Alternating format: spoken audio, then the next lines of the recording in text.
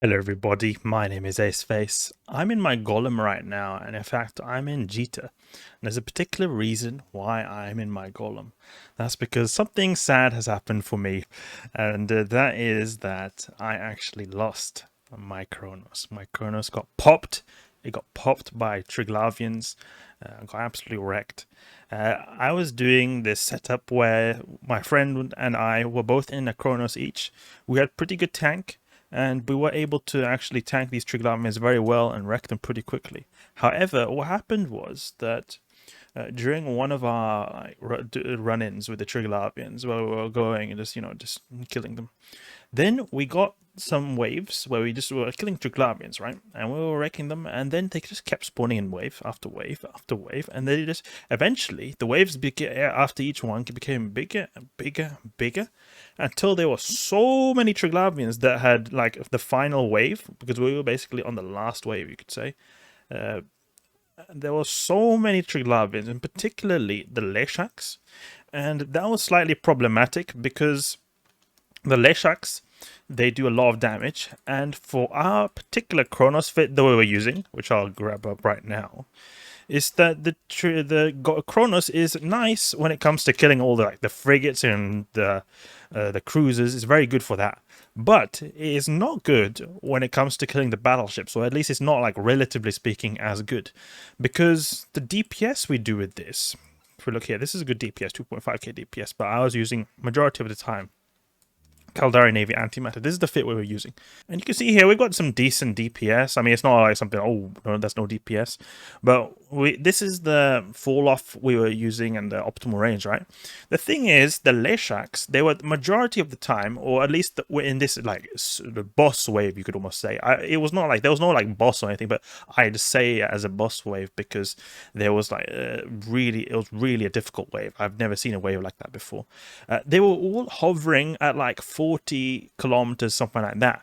So this is outside my fall-off range. And that was a bit problematic because the fall-off range will obviously make it so that we can't shoot things properly. We're going to have problems with shooting, and it is going to make it so that we have some big issues shooting. And in fact, if we I was using a tracking computer, actually. I believe I was using a tracking computer. That's why I just replaced it with the tracking computer.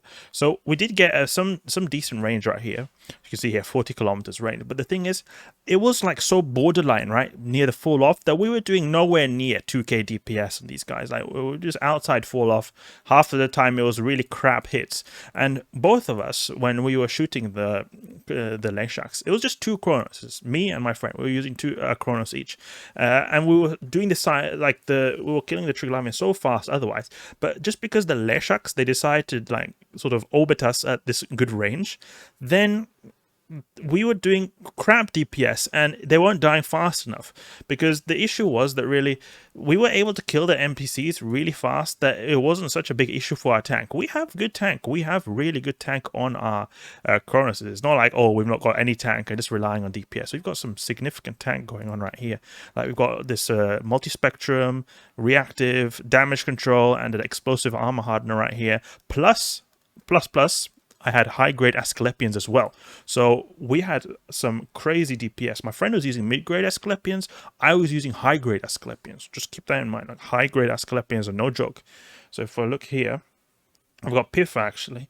I'll show you what the tank is when we use this Kronos fit, because this is some serious tank going on. It's not like, oh, this is just a crap tank or whatever. So if we go here into Piffa, and we import the fit from clipboard, you can see here, got 1.1k DPS Omni tank, okay, Omni tank, okay, and then we could put some high grade Asclepians. Then we put all these guys in here, these bad boys. You see this tank right here, really good tank right here. And in the end, I was overheating this too. So we have some really big tank, and this was still not enough. It was not enough. I was getting slapped up real hard, real good by these Triglavians. And Capacitor was not even an issue. You can see here, we're like not even cap stable really. And I was not even using this cap battery right here. We were not even cap stable, but that was not the issue, because the Marauders, they seem to have like a very big capacitor pool. So you can still use them for a long time, even though you're not cap stable. But when it comes to the armor repair, I was using it so much, and Cap was like really, there's no fine. I was just taking so much damage. And the thing is, the armor repairs also, they have such a long cycle time. So if we go here, look at this, 11 seconds for a cycle time. So it takes a long time to react. That's just a general thing that I noticed that is quite annoying with the armor repairs. It takes 11 seconds until you get the armor repair rate. Luckily though, I was able to time it that I didn't take structure. Otherwise, if I was not good with timing him, it could have happened that my armor had gone down into structure and then I would get the armor boost. So I could have wasted some valuable structure right there. But no, I was actually able to time them. But just keep that in mind that when you're using an armor repair, you got not like the shield boosters that instantly boost your shields when you click it. It's the opposite with the armor repair. It goes when the cycle has finished, while the shield boosters, they boost the shields the second you click on it. So it was coming close that I would have missed out on some structure points by being too late with my reps, but it was alright. But the point is, we had so good tank right here, and still I was not able to tank this. My friend was then using mid-grade, so he had less tank than me. The thing is, when we're doing these Triglavian sites, I've noticed that there's always been the case that we have had sort of we both go in, but then they always seem to focus me, and I don't know why that's the case, because we're basically using identical fits. We had pretty much the exact same fit. I think it could be that either I'm using high grade Asclepian, so I'm a bit stronger in that regard, or it could be as well, which I think is more likely, that I have worse standings with Triglavians, because I'm pretty sure that I have worse standings with Triglavians than my friend does. So it wouldn't surprise me if that's the case. Also, it could also be maybe that because my name starts with A and his name starts with I, that maybe they're taking alphabetically. Who knows? But the thing is, they were always taking me first, so I was the one who had to take the brute force almost all the time. So it was pretty annoying right there. But we were just killing the Triglavians, and then suddenly I got overwhelmed. My tank was just not holding, and I just eventually, what was happening, since the Kronos is good in the regard that it has a fat structure, so you can see here 42k EHP structure, and just because of damage control right here, it's got naturally a very big structure. So actually what was happening a lot of the time was that they were destroying my armor, and then going a bit in structure, but then the armor repair reps up, and then when the armor gets destroyed, then going a bit in structure, and then the armor repair reps up.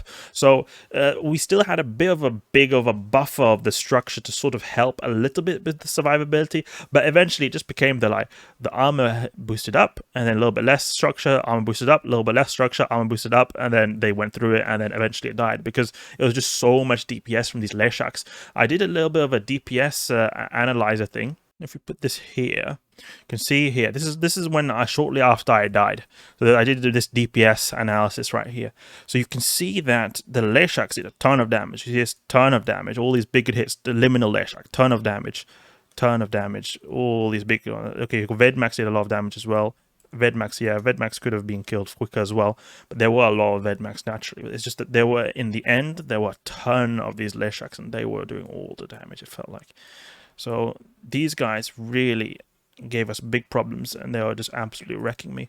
I also have some footage shortly afterwards. Unfortunately, I don't have footage of when I died, but I have some shortly afterwards, because I was thinking, shall I hit the record button? But maybe I'll make some mistake, if I start hitting the record button straight away. It was a very tense moment, because it was so fast. This all, it went from the point of me being super confident that we're just gonna wreck these guys, to completely getting annihilated in the span of maybe 30 seconds or something like that. So you can see here, this is then the end, where my wreck is right over here, and Ibad is actually left. He managed to survive, luckily. I really was surprised that he was able to survive, but you can see here, he's got barely any structure left, and it's just because I guess that there was less stuff to kill, and eventually he managed to pull through. But he was really, I was surprised that he was able to pull through, and it was really good for him, because I lost 2 billion ISK because of the whole ship. The fit was not particularly expensive. I think I had 300 mil fitted items on the ship. I can see here, 350 mil, so it's not a really crazy expensive fit. It was the hull that's really worth a lot. You see that 1.5 bill, so it's a big hit to the wallet right there. Unfortunate for me, and I'm glad he didn't. He managed to survive as well. And you can see here how many wrecks there are. If we go here, you can see sort of if we go to the very beginning, how many wrecks there are. And guess what, guys? This is a really profitable activity, and I'm definitely not going to give up with this. But you can see how all these, how many wrecks there are here. This was from like this one sort of like, I call it as a site, but you can sort of say when you're hunting these Triglavian guys, you go around to different Celestials, and then you find some Triglavians there, and then they spawn in wave after wave until they don't spawn anymore. So you could say from this encounter right here, all these wrecks, we salvaged the stuff. We got, I think it was like 200 million ISK or something like that, like a really big amount of ISK from all these Triglavians, because there are so many Triglavians. A lot of them came from the salvage. Salvage is the majority of the ISK, but you can also get a lot from the loot as well. So it's a very profitable activity. So this is why I've got the Golem right here. The Golem is going to get revenge on the Triglavians for the Kronos lost. It is a lot tankier than my previous Kronos fit. You can see here, remember that I had like over 2k overheated HP per second. You can see here 2k, this is overheated, right? So if we go here and then we put this fit right here, look at this.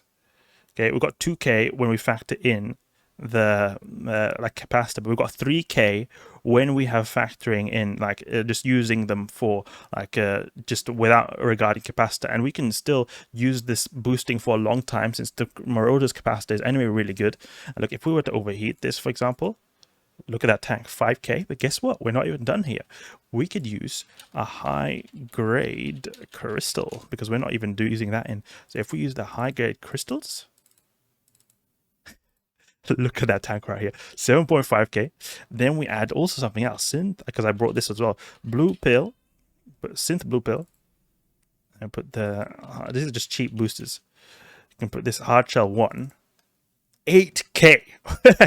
So potentially, if we don't factor in capacitor, we could get 4 times the amount of tank as what we previously got on my Kronos that died.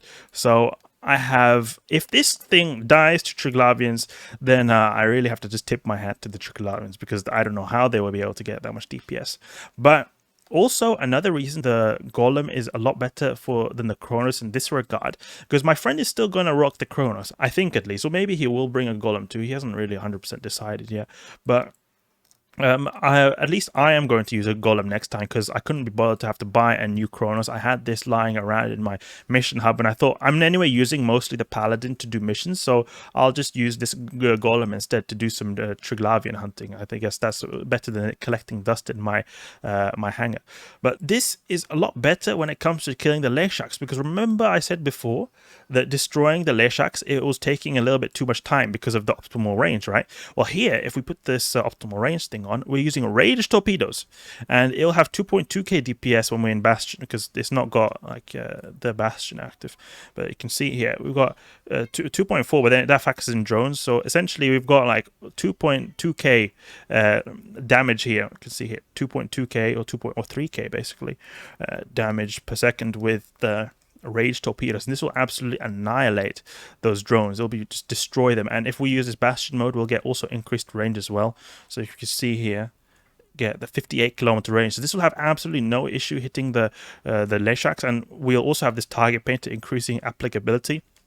But a really big thing also is that here we're doing explosive damage, because the Triglavians, their smallest resist hole is the explosive one. When we were using the Kronos, then we were not doing the optimal damage type. The lowest resistance of the Triglavians is explosive. After explosive, the second lowest is the thermal. With the Kronos, we're doing thermal and kinetic. So we're not even doing the lowest one, we're doing thermal, right? And that's just half our damage. The rest was kinetic, and kinetic resistance is pretty high on the Triglavians as well. So we are not doing at all the optimal damage type plus the really crap applicability. Here we're going to do some nice DPS that is going to be applied really well, plus the good damage type and the good tank. I think this is going to be a really smooth experience. We'll see. Or maybe we'll throw a Golem too to the Triglavians, who knows. But I have high hopes this Golem will take me to the promised lands when it comes to killing Triglavians. I think actually the way it will die, if it does die, is that it dies to gankers, because that's going to be quite annoying. But we do have some decent buffer on this. You see here, if we put the overheat, 120k HP buffer. I mean, it's still nothing crazy, but I mean, it is something. buffing at least. It's more buffer, in fact, than the Kronos I was using before. The Kronos had like, I think, 100k EHP buffer. So it's still got some buffer at least.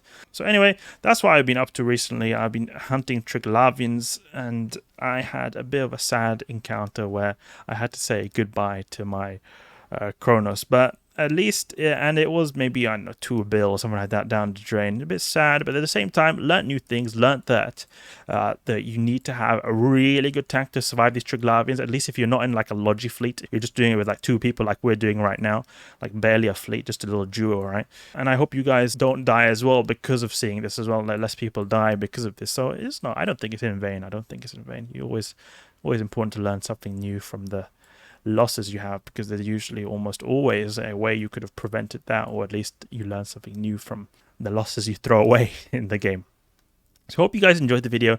If you did, please leave a like and subscribe. I'll catch you guys later.